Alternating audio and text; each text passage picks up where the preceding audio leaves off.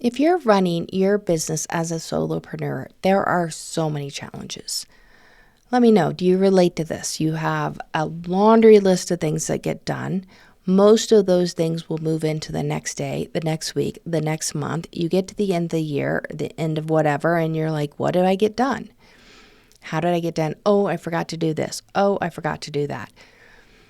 Running a business on your own is really difficult. And so often we leave our, jobs per se, and we go out and we go to these businesses and we think we're going to have all this freedom when really there's just too much to do, too much to get done to really generate the revenue that we want to generate. And that's where AI comes in. Artificial intelligence, I believe, can really help you as a solopreneur. So that's exactly what we're going to talk about in today's episode of Hobby to Profitability. How can you use AI without losing that human touch? So stay tuned. Welcome to the Hobby to Profitability podcast. We're all about figuring out what it really takes to build a successful and thriving business. I'm Jacqueline Green, marketing nerd, AI consultant, and entrepreneur who's been through it all. My goal is to help you get the strategies, the tools, and the mindset shift you need to grow your business without the stress and confusion.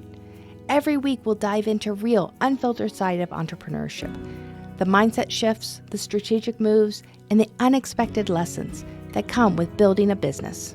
We'll talk about what actually works and what doesn't, how to navigate those changes and challenges that you face, and how to create a business that really fits into your life. If you're ready to turn your passion into profit without the overwhelm, you're in the right place. So when I first started using AI, and I've shared this before, I felt like I was cheating. I was also really skeptical. I ended up being an early adopter in it because I was curious. I'm a very curious person. I want to know things. I want to know how. And when I started using it, there were so many unknowns to me before I really dug into it. Is this going to take my job away? If I can create content, or if my clients can create content this easily, then why do they need me? And here's the thing about AI and this fear around it is not going to replace you. It is going to elevate you. And what I mean by that is AI going to eliminate some jobs? Yes, 100%. It is going to eliminate some repetitive jobs. It is going to require us to step up our game. It is smart. It can help us. It still needs a human interaction. Whatever it comes out with, it still needs a human interaction with. We as people still need human interactions. I'm going to say that word right. I swear I am. And so because of that, you still need that voice. You still need to amplify and be a part of what you're bringing out. Now, if you're just putting stuff into chat and you're basically copying and pasting it over, we need to have a talk.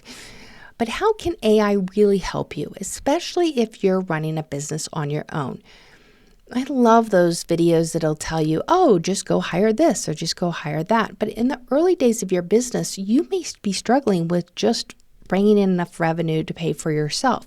So the idea of going to hire somebody, even a low-priced VA, virtual assistant, still feels overwhelming. That's still a commitment you may not be ready to use. So how can we use AI? So today we're going to talk about how to shift our mindset as a solopreneur in using AI, and how can it help our business? Also, I'm going to really touch upon some of the biggest mistakes that people are using when automating their business. I'm going to give you 5 AI tools every solopreneur should be using or considering using, and how it can help you within your business. And then I'm going to also talk about how do you integrate it in your business without losing that personal touch. What do you leave up to AI and what do you not leave up to AI? Now, first, like I said, AI is not going to replace you. It's going to enhance you.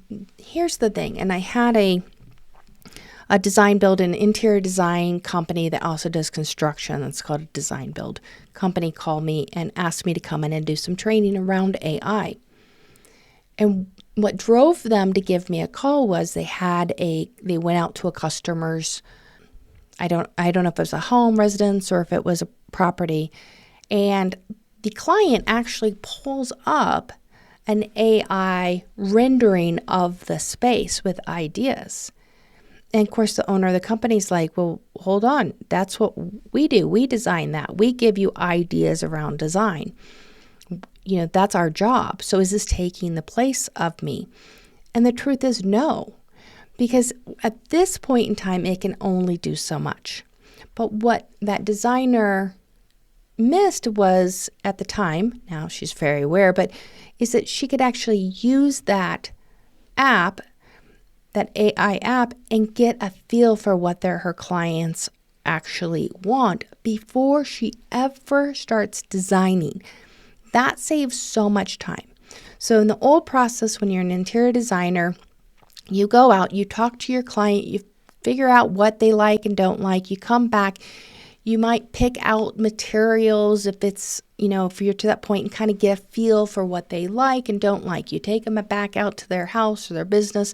I hate this. I hate this. Oh, I forgot to mention I don't like green, and half the palette's green. This is what happens.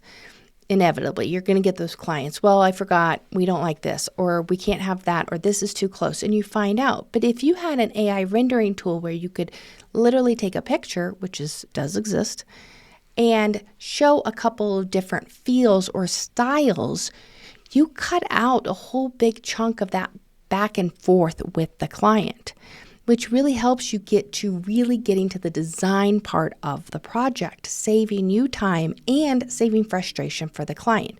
So you can see how, did it replace that job? No, but it is going to help us be smarter. It still needs the human interaction. So as we move forward, how do we, as solopreneurs or small business leaders, how do we use it in a way that makes us faster, more efficient, and enable us to move to grow to scale? That's a really important factor. Right now, as a solopreneur, most solopreneurs have the number one thing is they're struggling with is scaling, because they only have so many hours in the day. I don't care what you think. Oh, I'll work extra hours. I'll work on this. I'll work that. You will burn yourself out. You will end up hating your business when you're working too many hours. It becomes no longer fun. Not that saying work has to be fun all the time, but it really becomes a burden and a struggle, and that plays out in the energy that you present. And so we want to make sure that we can scale our business to the point where we're still not necessarily scaling us and working 24/7. Now, some of the biggest mistakes I'm seeing from small business or solopreneurs is, one, ignoring AI altogether. I don't know it. I don't like technology. I have no idea. I don't want to lose my customer experience. I don't want to doesn't know my voice. It doesn't, whatever those excuses that you're giving yourself right now, ignoring it is not a good idea, because ignoring it is going to put you behind the curve. You are competing with a lot of other people. And if you're competing and your biggest competitors are using AI to be more efficient, to actually help with their systems and processes, to meet their clients' need faster, quicker, better, then you're going to fall behind. There's no doubt about it. The other thing is that some people are making a mistake is they're over automating. And I think that's where some people look at, well, I don't want the experience to be like that. I'll give you an example. If you have a chat bot as a customer person on your website, we've all been there where you have to get help, and you have to talk to the chat bot. And it is like pulling teeth. It doesn't understand anything that you're trying to pull in. I have a software, and when I use that chat bot, I immediately start asking for an actual human representative, because it never understands what I am saying, because it was programmed at a high technical level. Well, I'm just a user. I don't have the technology, and so I'm using the wrong words. They're the right words for me, but they're the wrong words for the chat. So I get so frustrated. Then I'll give you another example. We had a water filtration company come out and look at our cabin that's in the Smokies. We Airbnb it and look at our water filtration. And I needed to call back in, and I called back in the chat, and it was honest. It said, this is a chat bot. I didn't say it that. I think it had a name like Marvin or something. But I could actually talk about it in the words that I knew, and it immediately knew and had a conversation one-on-one. I actually wanted to call back and try to get the owner so that I can know which software they're using. Because 1, it sounded like a human. 2, it understood everything I said. And 3, it directed me accordingly. Now, I forgot because I'm in a different time zone. I was calling after hours, but it was still able to help me. And sure enough, it did what it said it was going to do. And somebody called me back when they opened up the next morning. That's an example of a good one, but we've all seen a bad one. So you can over automate sales emails and reaching out through social. These are one of the worst. I mean, how many times have you gotten a sales pitch? Sounds like a robot. And it isn't even talking to you, and it is clear that they haven't even looked at your website, or they don't know what you do. I get them all the time, and it drives me crazy.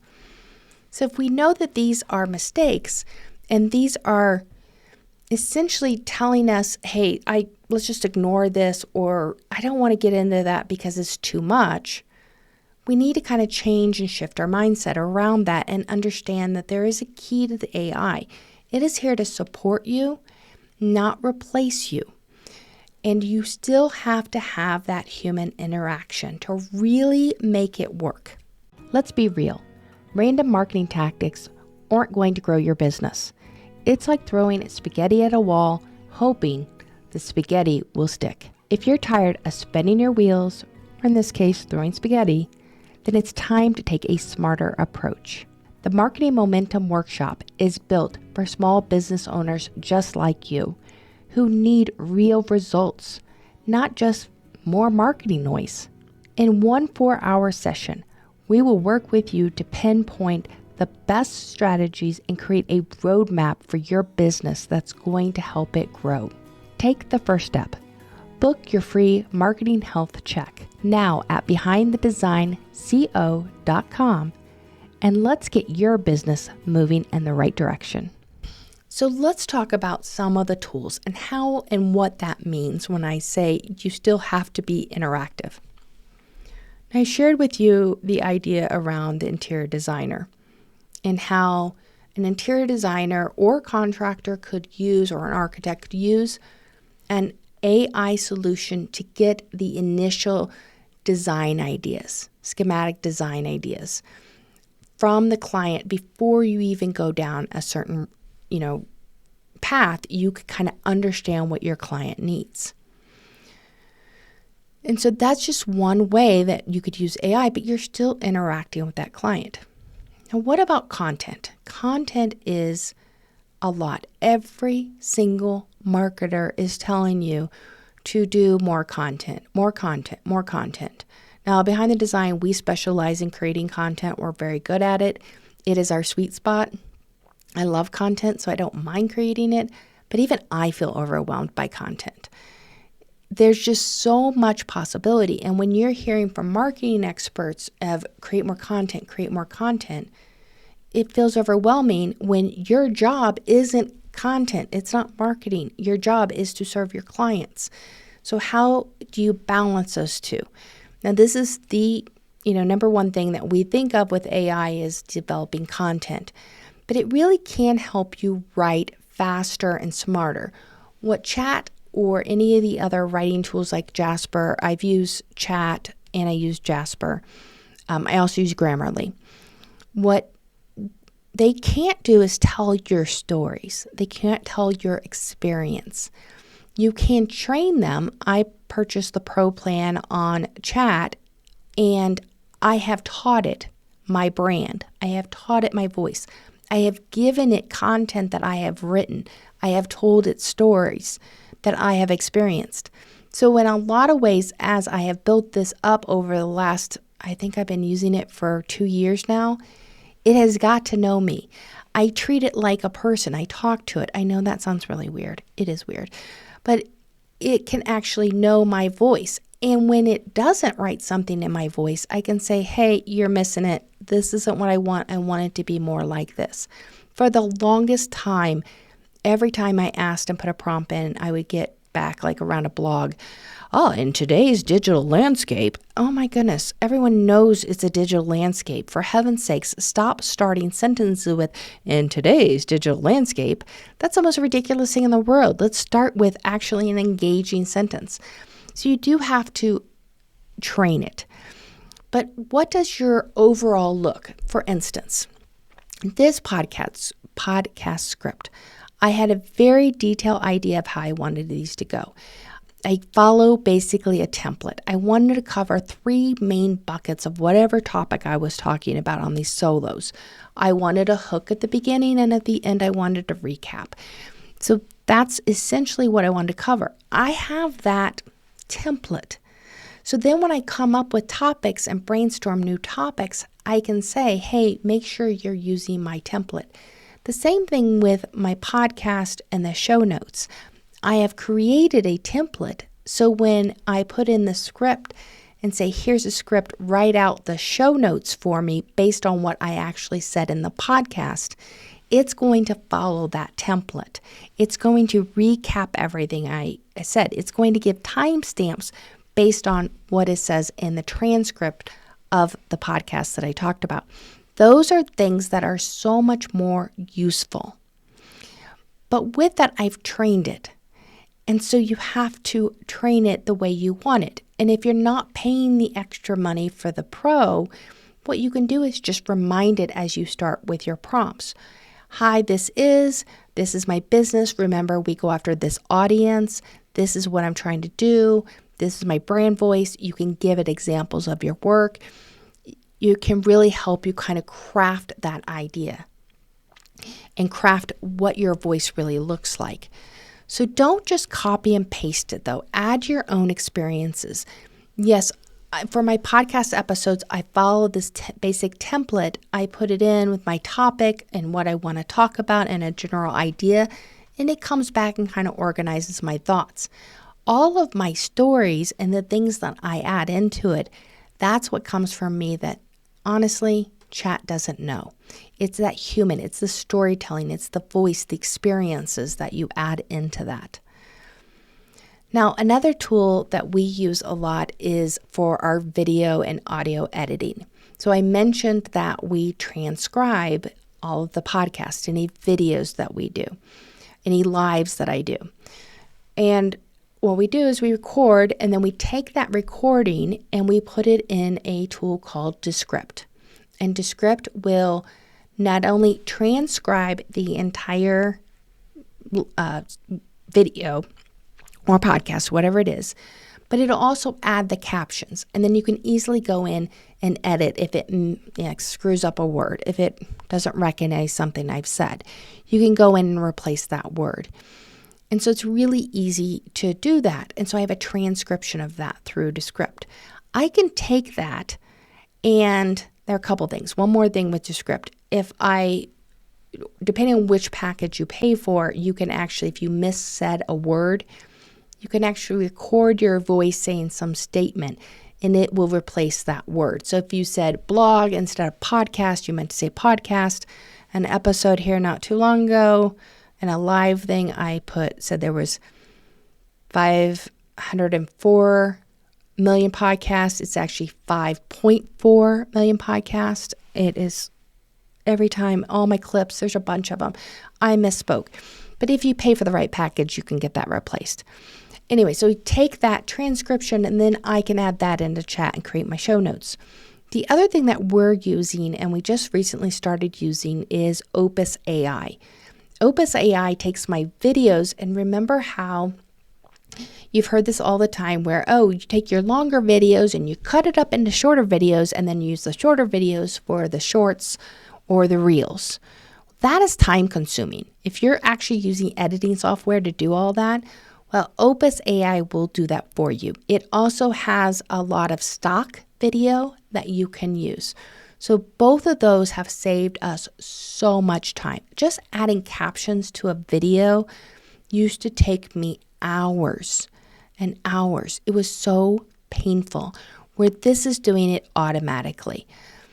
And so how do we repurpose our content into longer or into shorter bits and more engaging?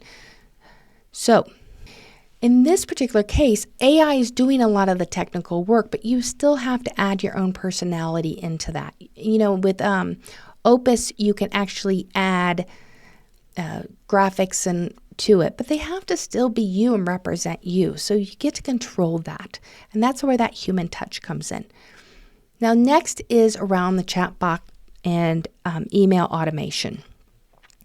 Now, there's a couple things with email or with automation within your marketing. And now these are primarily marketing. But the nice thing about customer service, if you have a lot of customers calling in, and I will give you an example of this. I talked to a woman not too long ago. They have 300 rental properties. 300 rental properties in their apartments. So there's multiple people in. And it clearly states within her leasing agreement that if you lock yourself out, you're responsible for calling a locksmith and having the locksmith help you get back into your apartment. However, they get calls and calls and calls in the middle of the night, all hours, and whoever's on call has to answer that and say, call locksmith. It's ridiculous. People don't really realize, even though they repeatedly tell them this. If they had a chat bot that would be like, okay, tell me what your problem is, and can evaluate, is this truly an emergency versus, oh, here's the instructions of how to solve that problem without bothering a human, how much time and heartache would that save? It's huge. And so for her, she just wanted help with, okay, which is the right one for me? So the key, if you're actually implementing a chatbot, is one, you get the right software for the purpose in which you need it, but you also train it correctly. Like I mentioned earlier, I have a chatbot that I call for one of our softwares, and I don't talk tech speak. I just don't. I know a ton about tech, but I don't know all that at technology. Well, this chatbot was obviously taught by someone who's very technical. So half the time the words I use don't actually apply. It's so confusing. I get so frustrated with it. And so that's not a good experience. So it really has to be trained well. Now, the other thing when we talk about automation is something we can use ManyChat. If you want to help with your engagement and get people from Facebook or Instagram or LinkedIn into your world, you'll see people say this all the time. We'll just put chat in the comment and I will send you this blah, blah, blah, whatever they're sending you. That's all done with automation.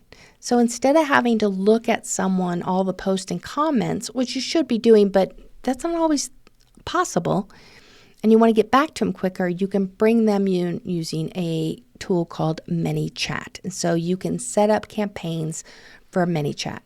Something we use as well is called Dripify. Dripify is a way on LinkedIn to be able to connect with people, connect with them, and you build out campaigns of how you want to talk to people, who you want to talk to, all these things, what you want to say. That word and the written word that we use has to sound like you.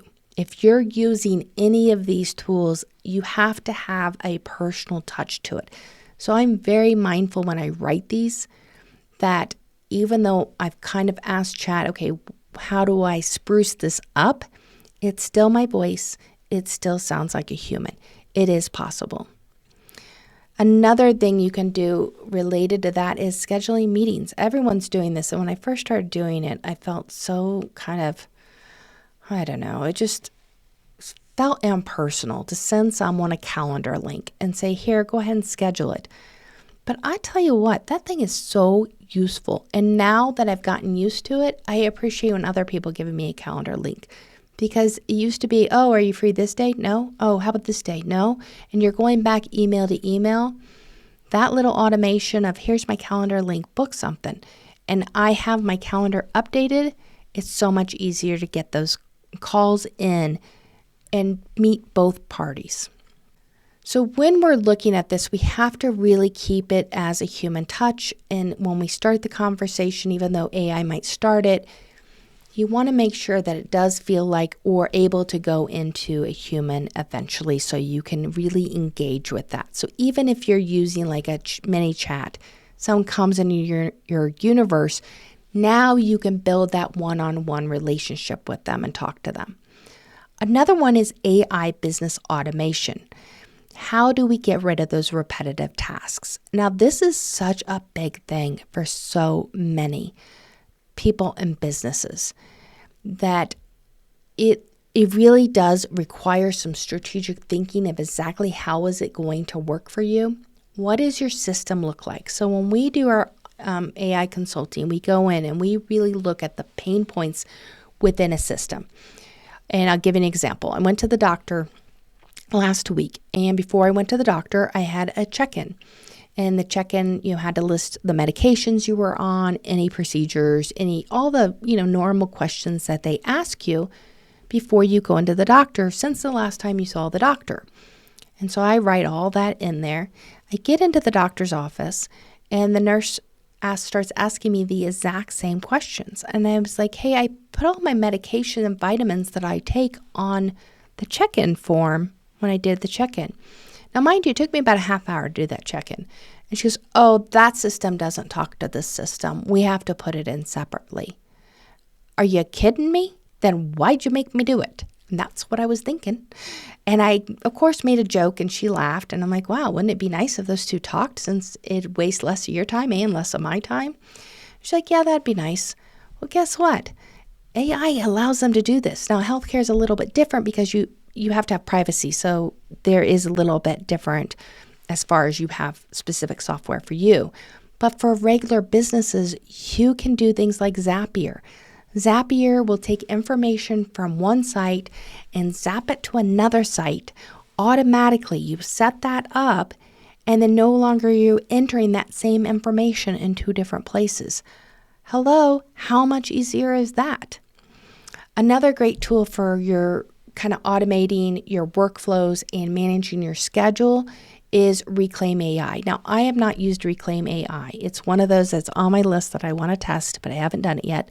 I use Zapier, but Reclaim AI can help you with managing your schedule, as well as blocking out time to get certain work done. So think about heads down work where you don't need to be interrupted versus time to call customers back or return phone calls. It can help you with managing that.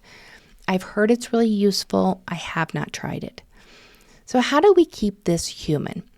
We really need to look at automation strategically and based on the systems and structure we have. Where can it help and simplify and take away repetitive tasks that are really sucking up your time? And so when we focus on growth, strategy, and our client relations and get rid of that just boring stuff, but that has to be done, it's really going to help us and give us more time in our schedule. So let's refresh. What shouldn't we automate, and what should we not kind of use AI for? It's a great tool, absolutely. But your brand voice and your personal storytelling is still yours. You're going to create your brand and your brand voice and share that with chat or whatever tools that you're using. But you still need to have that touch and that personality within that. Another thing is your engagement. You can use things like ManyChat to get people in your DMs, but once they're in your DMs, you still need to have a conversation with them. Just like Dripify. Dripify, you bring them into your DMs. Once they're in the DMs, I just interact one-on-one with that person, me talking to them. I had one guy ask me, he goes, oh, how do I know that you're not an AI tool robot or whatever he asked me? And I was like, well, first of all, I would definitely take over the world. And second of all, thanks for making me laugh, because Some days I wonder. And so I just kind of made a light of it and a joke of it. But you can go on to ask questions. Hey, what do you do? Or what does this? Or answer questions. The other thing is high value client interaction. You can streamline the onboarding process with AI, but it still needs to be a real conversation. One thing I did not mention in here that we use for our customer to enhance our customer experience is Otter AI. So Otter AI is a note taker. And so we do a lot of calls on Zoom. And so when it takes notes and gives me a summary of what we talked about, I pay for the package that allows it to transcribe everything. It gives me takeaways. I can then take that information, review it like that really quickly. I can throw in an email and say, hey, these are the takeaways of what we're going to do and what you're going to do. Let's move forward. That sort of thing to my customer, it enhances that experience. But there's some client interactions that you're going to have to take care of and that you should take care of. So we talked about a lot today. But how do we use AI?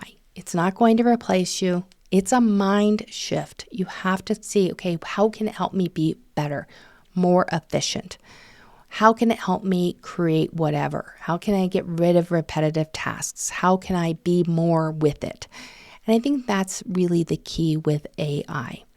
Now, I really want to hear from you. Are you using AI? Are you just using AI, or are you actually using it within your business? I'm really looking to talk to people who have taken that step and really using it and finding success. So DM me on LinkedIn let me know or add a comment if you're on one of the platforms that you can leave comments.